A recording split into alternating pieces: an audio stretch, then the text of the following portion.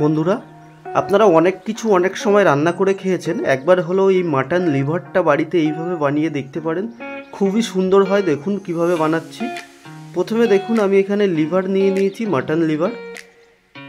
এই মাটন লিভারটা যেভাবে রান্না করছি, যে প্রসেসে, একবার হলেও এইভাবে বানিয়ে দেখতে পারেন। প্রথমে উনুনের মধ্যে কড়াই বসিয়ে জল দিয়ে দিলাম এবং জলের মধ্যে লবণটা দেব, সেই সঙ্গে দেব একটু হলুদ গুঁড়ো।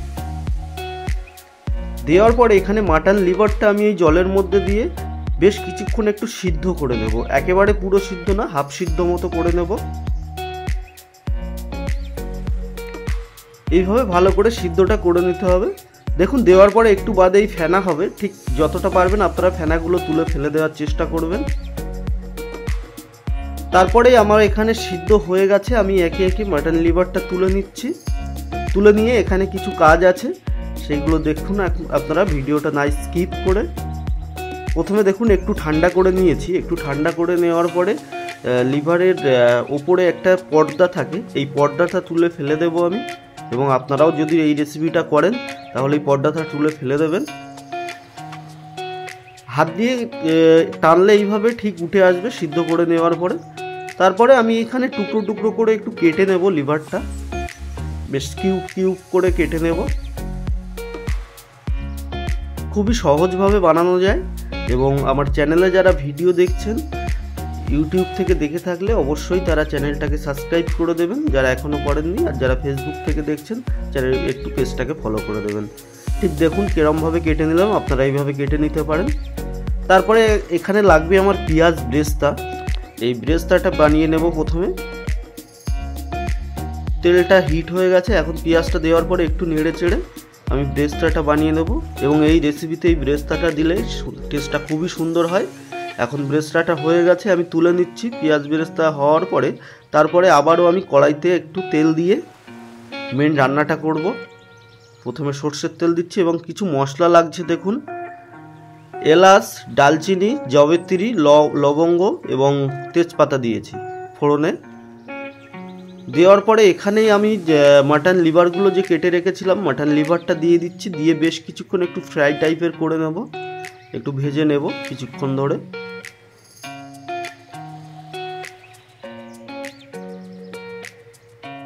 খুবই সহজ এবং সিম্পলভাবে ঘরোয়া মশলা দিয়ে বানিয়েছি। তারপরে এখানে আমি একটু বাদে অ্যাড করছি লবণ স্বাদ মতো। এবং লবণটা দেওয়ার পরে বেশ কিছুক্ষণ আমি কষিয়ে নেব। তারপরে এখানে তেজপাতাটা আমি তুলে দিচ্ছি, যেহেতু বেশ কিছুক্ষণ হয়ে গেছে, তেজপাতার ফ্লেভারটা চলে গেছে, আর তেজপাতা লাগবে না। তারপরে দিচ্ছি আমি আদা রসুন বাটা। আমার এখানে 500 গ্রাম মাটন লিভার ছিল, 2 চা চামচ মতো আদা রসুন বাটা দিলাম।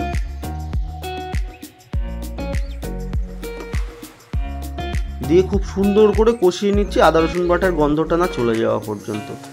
একটু বাদে ওপর থেকে স্লাইস পেঁয়াজ একটু ছড়িয়ে দিলাম, অল্প একটু দিয়ে কিছুক্ষণ আমি ফের কষিয়ে নেব। বেশ কিছুক্ষণ কষানো হয়ে গেলে তারপরে এখানে অ্যাড করব আমি গুঁড়ো লঙ্কা। এটা ঝালটা আপনারা যতটা খান সেরম হিসাবে দেবেন।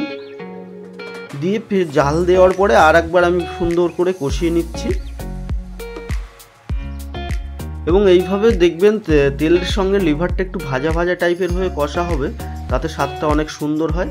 এখানে ধনিয়া গুঁড়ো দিচ্ছি 1.5 চা চামচ মতো, গোলমরিচ গুঁড়ো দিচ্ছি 1/2 চা চামচ এবং হলুদ গুঁড়ো দিচ্ছি 1 চা চামচ। সামান্য একটু জল দেওয়ার পরে খুব সুন্দর করে এখন একটু কষিয়ে নিতে হবে। এটা বেশ সময় নিয়ে এই কষানোটা কষাতে হবে। দেখবেন সুন্দর একটা ঘ্রাণ আসছে এটার থেকে। এবং তারপরে তেল ছেড়ে দিলে আবারও একটু জল দিচ্ছি আমি, দিয়ে বেশ কিছুক্ষণ ফের আমি কষিয়ে নেব। এই মাঝে মাঝে একটু একটু ড্রাই হয়ে গেলে একটু একটু জল দিয়ে কষাবেন এবং তেল ছাড়লে আবার একটু জল দিয়ে আবার কষাবেন, তাতে দেখবেন স্বাদটা খুব সুন্দর হয়েছে। এখানে দেখুন আবারও তেল ছেড়েছে। শেষে ওপর থেকে দিচ্ছি এখন একটু মিট মশলা। এই মিট মশলাটা দেওয়ার পরে খুব সুন্দর করে মিশিয়ে দেবো আমি লিভারের সঙ্গে। এই মাটন লিভারটা এইভাবে আপনারা বানিয়ে দেখতে পারেন। রেসিপিটা আপনারা আশা করি দেখলে বুঝতেই পাচ্ছেন দেখে যে কি সুন্দর হচ্ছে, স্বাদটাও অতুলনীয়। ঠিক এইভাবে বেশ কিছুক্ষণ কষিয়ে নেওয়ার পরে এখন একটু ঝোল দিয়ে দিচ্ছি। দিয়ে একটু সব জায়গায় নেড়ে দিয়ে হালকা নাড়িয়ে দিয়ে ঢাকনা চাপা দিয়ে দেবো আমি। ঠিক ঢাকনা চাপা দেওয়ার 10 মিনিট পর আমি ঢাকনাটা আবার খুলছি। দেখুন এখানে ঝোলটা অনেকটাই টেনে গেছে। এখন যে ব্রেস্তাটা ভেজে রেখেছিলাম সেই ভাজা ব্রেস্তাটা দিয়ে দিলাম। পেঁয়াজ ব্রেস্তাটা দেওয়ার সঙ্গে সঙ্গে এত সুন্দর একটা ফ্লেভার আসবে, আপনারা না বানালে বুঝতে পারবেন না। শেষে ওপর থেকে একটু কাঁচা লঙ্কা ছড়িয়ে একটু মিশিয়ে দিয়ে আপনার রেসিপিটা হয়ে গেছে। এখানে অলমোস্ট নামিয়ে নেবেন। তারপরে এটা গরম ভাতের সঙ্গে বা রুটির সঙ্গে খেলে একদম জমে যাবে দুপুরের বা রাতে। এইভাবে একবার বানাতে পারেন। সবশেষে বলবো চ্যানেলটা একটু সাবস্ক্রাইব করে দেবেন। যারা ফেসবুক থেকে দেখছেন প্লিজ একটু ফলো করে দেবেন। ভিডিও যদি ভালো লাগে একটা লাইক করে যাবেন। ধন্যবাদ সবাইকে।